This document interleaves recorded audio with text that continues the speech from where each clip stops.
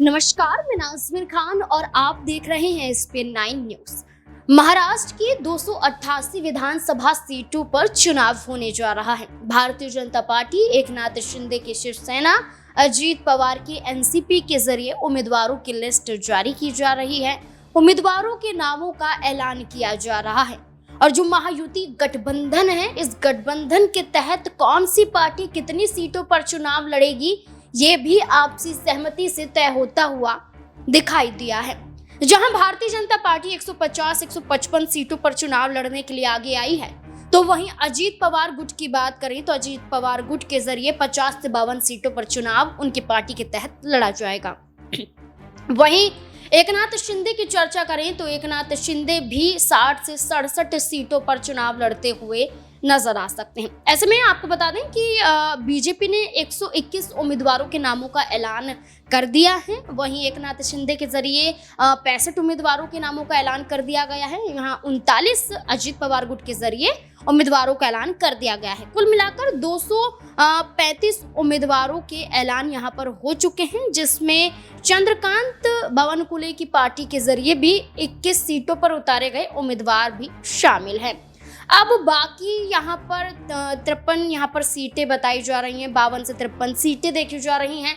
लेकिन इस बीच में भारतीय जनता पार्टी की मुश्किलें कई सहयोगी दल बढ़ाते हुए नजर आ रहे हैं। सीधे तौर पर देखा जाए तो एक बड़ी बगावत महायुति गठबंधन में देखी जा रही है और ये भी आशंका जताई जा रही है कि क्या विधानसभा चुनाव में ये गठबंधन टूटता हुआ नजर आएगा, क्योंकि जहां एक तरफ अजीत पवार गुट के जरिए नवाब मलिक को चुनाव लड़ाने को लेकर सहमति ना बनना, तो वहीं भारतीय जनता पार्टी का विरोध करना और नवाब मलिक का ये कहना कि मैं चुनाव जरूर लड़ूंगा, चाहे मुझे पार्टी से ही क्यों ना अलग होना पड़े। ये फैसला सीधे तौर पर 29 अक्टूबर को हो जाएगा। इस बात का ऐलान खुद नवाब मलिक करते हुए नजर आए।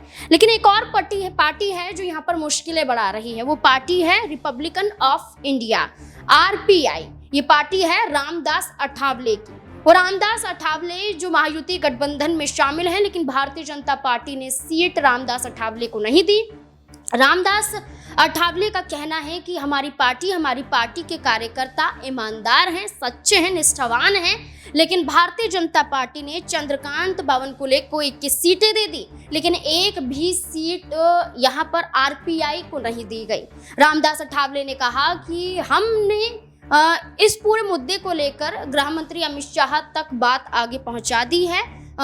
इतना ही नहीं, महाराष्ट्र के उप मुख्यमंत्री देवेंद्र फडणवीस को भी एक पत्र सौंप दिया गया है कि हमें भी सीटें चाहिए। 102 सीटों की भी मांग करते हुए नजर आ रहे हैं। लेकिन रामदास अठावले भारतीय जनता पार्टी से अलग भी हो सकते हैं, क्योंकि अगर सीट नहीं मिली तो नाराजगी बढ़ सकती है। अब देखना होगा कि रामदास अठावले के जरिए जो बयान जारी किया जा रहा है, भारतीय जनता पार्टी के रामदास अठावले के समर्थन में कोई फैसला लेती है या फिर नहीं लेती है। इस पूरे मुद्दे को लेकर आपको क्या लगता है कि रामदास अठावले को सीट देनी चाहिए या नहीं देनी चाहिए? क्या है आपकी राय? कमेंट सेक्शन में जरूर बताएं। देखते रहें एसपीएन 9 न्यूज। धन्यवाद।